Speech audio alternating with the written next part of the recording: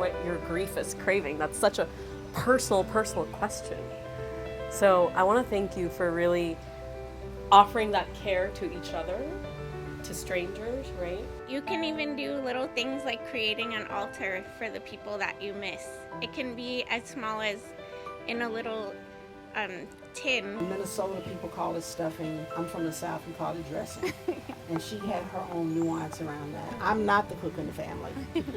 And see if I can get that recipe and try to replicate it the way my mom did it. So this has been very helpful, because these are the things I just don't think about in terms of family memories. So that's why I'm now thinking, okay, this is probably something I could make if I try, but I'm gonna need a coach. We grew up fishing like during the summer, 3 to 5 days a week, and so we would eat lots of sunfish and corn on the cob. So sometimes it's finding stuff like that.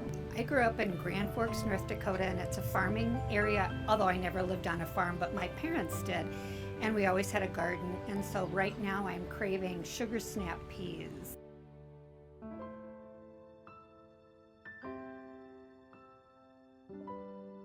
How to safely make it and have that person not have to be ourselves. Like, if Mom were still alive, I know that she would find ways of making food that was comfort food that we could still have. And it wouldn't have to be like a whole process. We wouldn't have to give all of the instructions, because she would know and she would do. I think that's a piece of mothering that I miss. Yeah, it sounds like your grief is craving rest. It's craving care. And I hope that you can find small ways to welcome that into your experience. I can see my mom sitting here reading this, like learning how to be a good mom. And she was. Made with the love, strength, and resilience of my mom.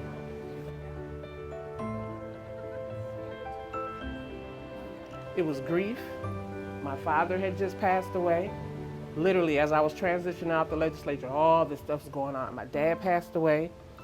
And I mean, you know how you think that your mind, you want to stay busy, and you're trying to ignore certain things, but you don't ignore food because of how it just makes you feel so loved.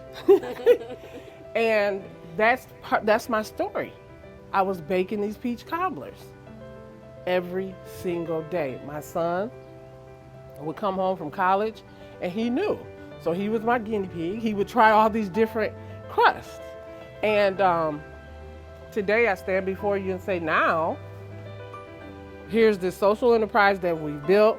There are true testimonies. My partner, St. Paul College, they have a culinary program.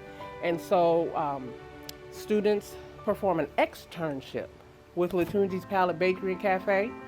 And then if they decide to stay, they become employees. We have powerful stories like that now, right? And it all started with a peach cobbler. Some of the students have never tasted a peach cobbler, and they love it. Yeah, you're giving hope, right? And a future secure life with through peach cobbler. And that's why I said, you know what? It's power that's been given to me, and it can't be taken away because it's not mine. Catch that. Think about that. A peach cobbler, you guys.